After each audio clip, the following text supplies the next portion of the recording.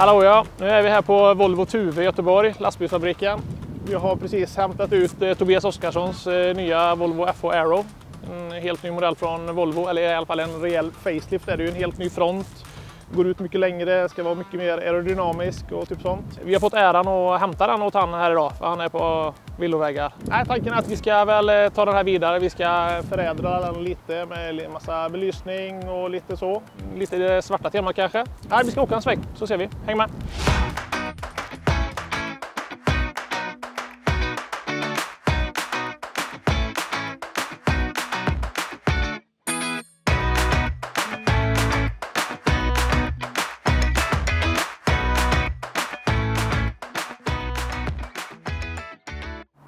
Ja, då är vi här på nya Truck Center Bäckebol. Det är där Tobbe har köpt bilen. Vi ska ställa den här lite, så ska de göra lite handpåläggning på lite leveransservice och sånt. Ska vi hämta den här och ta den ner till PA Björklunga där de ska göra lite magi med lite belysning. Men det får ni hänga med på sen.